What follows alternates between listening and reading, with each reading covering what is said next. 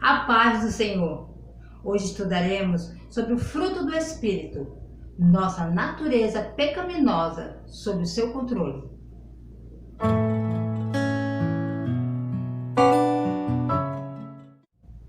Bem-vindo a mais um Resumo EBD. Para você que é novo por aqui, eu sou a diaconisa Tânia Anjos, sou professora de escola bíblica dominical. Estamos estudando nesse primeiro trimestre de 2021 as lições bíblicas da editora CPAD com o tema O verdadeiro pentecostalismo, a atualidade da doutrina bíblica sobre a atuação do Espírito Santo. O comentarista desse trimestre é o pastor Ezequias Soares, líder da Assembleia de Deus em Jundiaí, São Paulo. A lição de hoje é a lição 5, que tem o título Fruto do Espírito, o Eu crucificado. O texto áureo nos diz assim: Ora, o Deus de esperança vos enche de todo gozo e paz e crença, para que abundeis em esperança pela virtude do Espírito Santo. Romanos capítulo 15, versículo 13. A verdade prática nos diz assim: O fruto do Espírito é um dos temas mais vibrantes da ética cristã, pois mostra para o mundo o que o Espírito Santo colocou dentro de cada um de nós. A leitura bíblica em classe se encontra no livro de Gálatas, capítulo 5, versículo 16 ao 26. Pegue papel e caneta e anote as referências que aparecerão aqui no vídeo. Já vou pedir para você, se você ainda não é inscrito nesse canal, que você se inscreva, curta, comente, compartilhe pelo menos com um irmão ou uma irmã do seu grupo do WhatsApp, do Facebook, que assim você estará ajudando a esse canal a levar o ensino da Palavra de Deus, ok? Então vamos lá.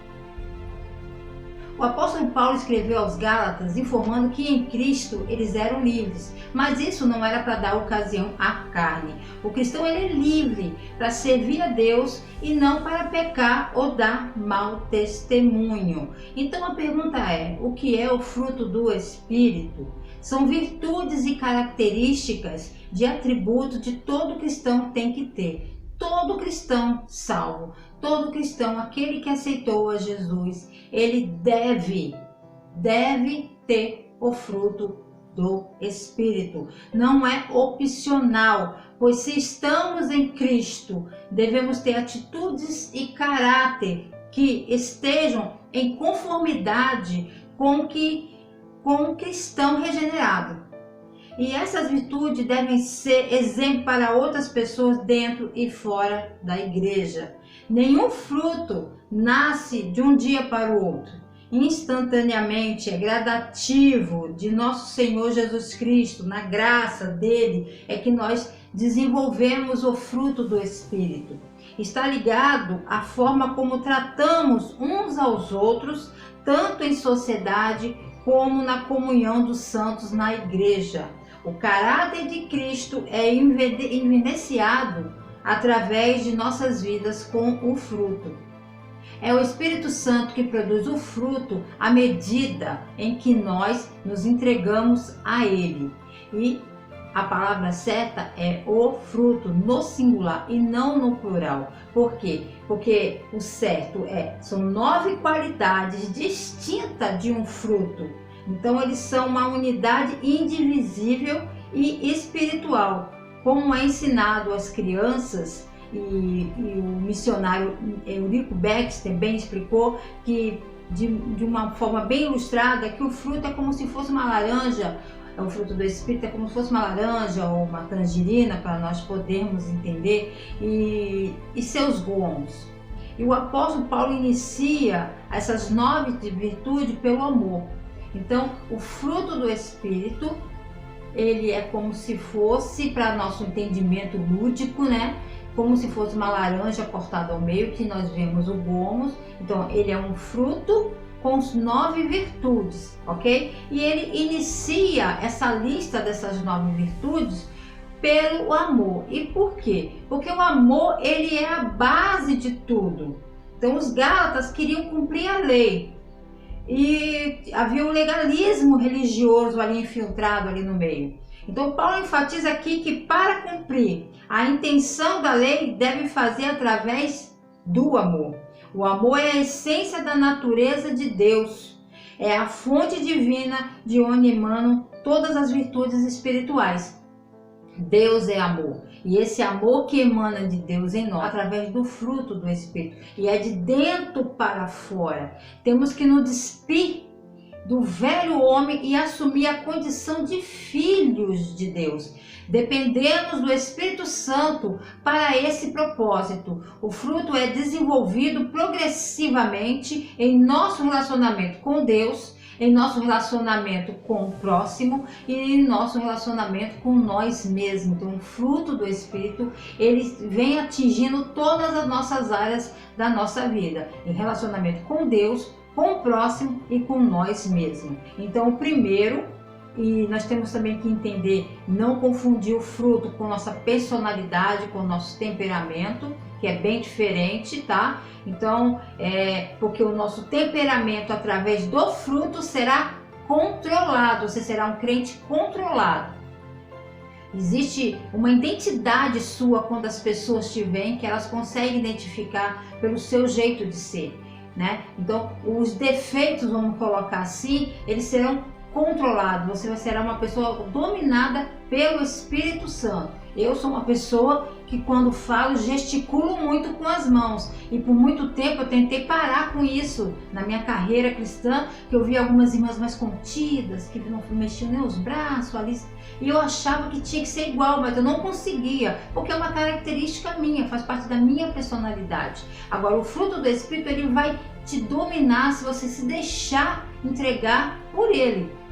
Então, primeiro vem o amor, que é a caridade, que é esse amor ágape, que é o amor concedido livre, gratuitamente. É o amor desinteressado, que busca o bem maior da outra pessoa e não de si próprio, não pede nada em troca. Esse é o amor que é desenvolvido através do fruto do Espírito. O amor não é um dom, isso tem que ficar claro, porque há muitas pessoas que acham que o amor é um dom. O amor não é um dom, é um fruto. Ok? Senão seria também muito injusto. Uns têm os dons do amor e os outros não, sendo que o fruto, que é o amor, todos devem ter. Todos. Não tem esse negócio que um tem, não, todos têm. É algo que tem que ser desenvolvido dentro de nós, semeado dentro de nós, que já está lá. Tem que ser desenvolvido por nós. O Espírito Santo faz morada dentro de mim. E Ele está falando comigo, Ele está me conduzindo. Eu tenho que me render a Ele para que esse fruto venha germinar. Gozo, que seria a sensação de alegria baseada no amor, na graça, nas promessas e na presença viva do Espírito Santo. Eu sou o templo do Espírito Santo. O Espírito Santo é Deus. O Espírito Santo é Deus. Ele vive dentro de mim. Então, esse gozo, essa alegria, tem que vir de dentro para fora, independente da circunstância. Eu tenho alegria, porque eu sou templo do Espírito Santo. Outra coisa, outro fruto é a paz. E essa paz é a quietude do coração e mente, do coração e da mente, baseada na convicção que tudo vai bem entre o crente e Deus. Independente das situações da vida terrena, devemos tanto viver em paz como promover a paz. Então, a pessoa que tem paz, ela está em paz com Deus. Automaticamente que ela está em paz com Deus, ela está em paz com todos à sua volta. Ela tem a convicção da salvação, ela tem convicção do seu comportamento, das suas atitudes, do seu amor e fidelidade para com Deus. Então, ela tem paz. Não tem pessoas que lancem dúvidas, Satanás não vai conseguir lançar dúvidas sobre ela para tirar essa paz, porque ela vai estar numa tranquilidade, numa quietude de coração e de mente, que é o fruto do Espírito, que pode fazer isso na vida e no coração de um cristão. Outro fruto é a longanimidade, é ser tardio em irar-se, ou para o desespero também, tardio em se ficar desesperado. É a capacidade de manter o ânimo, ter paciência em relação ao próximo, indica a disposição de perdoar. Então, o longânimo é aquele que é tardio em irar-se, em ficar desesperado. Ele tem ânimo, ele tem paciência. Então ele tem seu espírito dominado, controlado pelo Espírito Santo através desse fruto. Benignidade, que é ser benigno, é amabilidade, é não querer magoar ninguém, nem lhe provocar dor. A pessoa que consegue desenvolver isso, aliás, nós temos que desenvolver todos, ok? Mas eu estou especificando nesse. A pessoa que consegue desenvolver, ser uma pessoa benigna, você vê quando a pessoa tem um câncer benigno, que é fácil de extirpar e a pessoa se recupera. E o câncer maligno, há aquele processo e pouco se recupera, não é assim que funciona? Então, o benigno, ele é uma pessoa que ele não quer magoar ninguém. Ele ainda quando ele tiver que falar a verdade da palavra de Deus, ele vai ter uma cautela para falar a verdade de forma que não provoque ninguém, nem magoe ninguém, mas não vai deixar de falar a verdade. Outro é a bondade, é uma pessoa que é generosa, a generosidade, a beneficência, é ter atos de bondade ou na repreensão ou na correção do mal. É aquilo que eu acabei de falar, referente também à benignidade. A pessoa que tem o fruto da bondade é uma pessoa generosa. Ainda que ela vá corrigir alguém, repreender alguém, ela tem um ato de bondade, de misericórdia por aquela pessoa, na sua fala, no seu comportamento com aquela pessoa. Fé. E a fé aqui, ela diz respeito à fidelidade. Ela é a pessoa que é leal, a pessoa que desenvolve o fruto da fé ou fidelidade, ela é uma pessoa leal, constante, inabalável com as pessoas à sua volta e para com Deus. A pessoa precisa desenvolver essa fidelidade, esse fruto, para que se mantenha fiel a Deus e ao seu próximo também. Então a pessoa, ela firma um propósito, um compromisso e vai até o fim. Ela é fiel, ela tem fidelidade. Mansidão é a capacidade de não reagir com violência. Não podemos achar que a pessoa que vai ser mansa vai ser um capacho dos outros.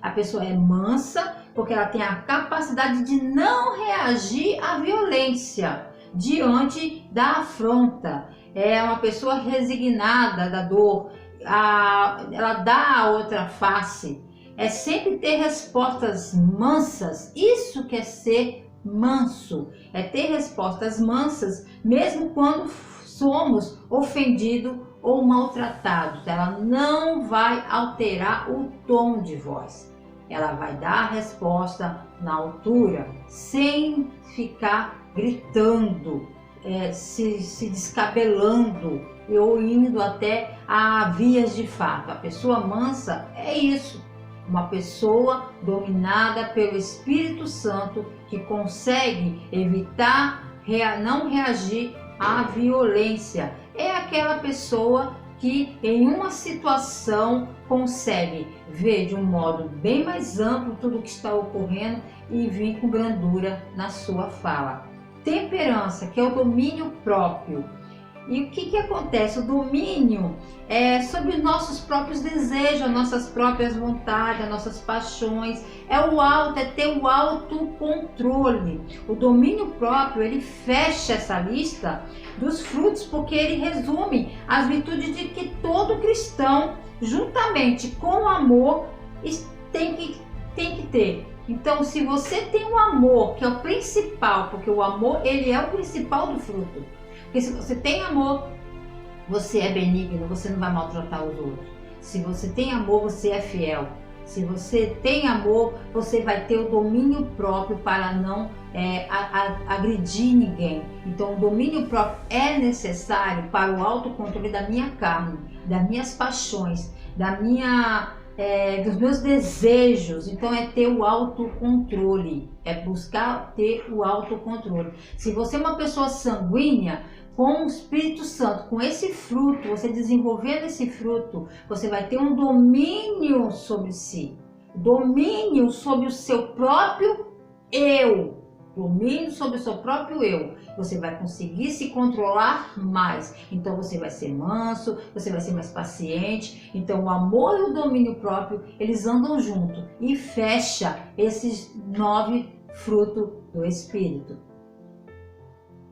O Evangelho de João, capítulo 5, versículo 5 diz assim: quem permanece em mim e eu nele, esse dá muito fruto. Para que o fruto seja gerado e desenvolvido, tem que estar ligado ao tronco e seus ramos. Quando o crente não dá fruto, ele é arrancado. João Batista disse: produzir, pois, frutos dignos de arrependimento. O fruto do Espírito tem a ver com o nosso arrependimento. Quando nos arrependemos e aceitamos a fé e reconhecemos Jesus como o único suficiente Salvador de nossa alma, nos tornamos templo do Espírito Santo, começamos a produzir essa mudança interior dentro de nós com sua ajuda. Gálatas capítulo 5, versículo 25 diz assim: se vivemos no Espírito, andemos também no Espírito. Quando eu aceito a Cristo, essa fé que me foi apresentada, eu sou vivificada pelo Espírito Santo. E andar no Espírito é praticar, é viver, estar continuamente em ação com Ele, é obedecer, confiar totalmente nele quando crente. Deixa-se ser guiado pelo Espírito Santo, o fruto se manifestará naturalmente. O fruto e o dom são algo distintos, mas a fonte é a mesma. Ambas glorificam a Cristo, mas trata de coisas bem distintas. O fruto é uma graça que dá ao crente semelhante qualidades moral e integridade de Cristo. Os dons é dado com o intuito de realizar a obra do Senhor. Os dons precisam estar ligado ao fruto e vice-versa. Não pode viver distinto de outro. A pessoa está profetizando, Deus, de repente dá uma revelação, Deus deu uma revelação àquela pessoa. Se a pessoa é uma pessoa destemperada, sanguínea, ela pode falar algo que Deus está dando de repente para exortação para aquela pessoa, de repente é para falar em particular, ela pode falar em público e ali ser agressiva nas suas palavras, naquilo que Deus está revelando a ela. Por isso, a necessidade do fruto do Espírito, porque o que ela está entregando não pertence a ela e de maneira nenhuma Deus irá falar de uma forma, falará com a pessoa de uma forma que irá escandalizar a igreja de tal forma que possa pessoas, vidas se perderem. Então tem que ter o domínio próprio. Então o fruto do Espírito tem que caminhar junto com o dom, tem que ter amor por aquela vida, para que ela se corrija se for algo desse tipo, ou que seja a maneira que vai ser entregue, que é a questão. Então os dons, eles têm que andar ligados de mão dadas com o fruto do Espírito. Para o crescimento da igreja, o crente que possui dons e não tem o fruto dá mau testemunho.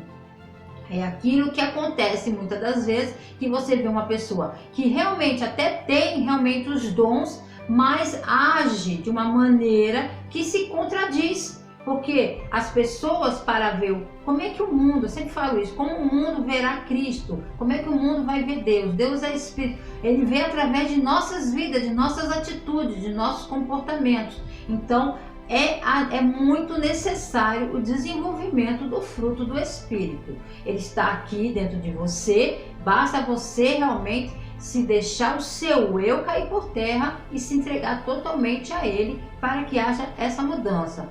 Os dons capacitam o cristão para servir com poder, o fruto para ser como Cristo.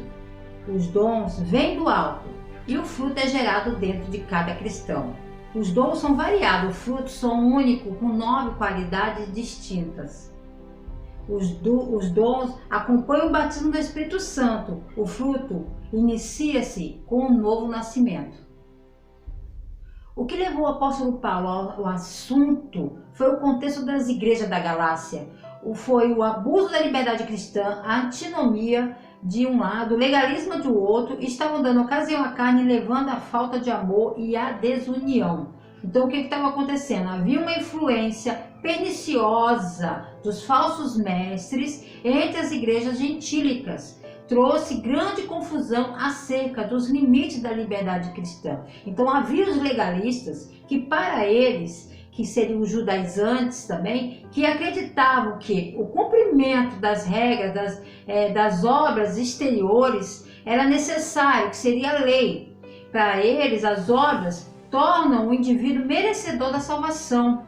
Colocam as regras acima de Deus e das pessoas, não havia amor, por isso que havia tanta confusão. Para eles, somente as obras, o Evangelho de Cristo não poderia salvar, precisaria também da lei. Por isso que havia exigência da parte deles que aqueles que aceitaram a Jesus tinham que fazer, por exemplo, a circuncisão, porque eles acreditavam que somente aceitar a Jesus não era suficiente, tinha que ainda cumprir a lei. E os antinomia, que quer dizer anti, quer dizer contra, e nomos quer dizer lei, contra a lei. Para esse tipo de pessoas, bastava para se relacionar com Deus, não precisava obedecer a palavra e desprezar a lei moral. Para eles, poderia se relacionar a Deus dessa forma. Eles dizem: Deus me aceita do jeito que eu sou. Será que você já ouviu isso antes? Porque seu amor é incondicional. E outros ainda usam da licenciosidade, que é a liberdade para pecar. Então, a liberdade cristã, porém, não te dá liberdade para pecar, mas a liberdade de consciência e liberdade para obedecer. Então, o que estava acontecendo era a doutrina de homens e não o evangelho fiel da salvação. E dessa forma, eles continuavam com suas práticas pecaminosas e o fruto do Espírito não era desenvolvido na vida deles, pois eles se preocupavam mais com o estereótipo do que com a mudança interior. E Jesus diz que aquele que pratica o pecado é escravo do pecado. Existe uma luta constante entre a carne e o espírito, e essa luta é interna. Os que vivem segundo a carne, dominado pelo pecado, jamais agradarão a Deus. O viver na carne opera a morte física e espiritual, mas o viver no espírito conduz à felicidade e à vida eterna.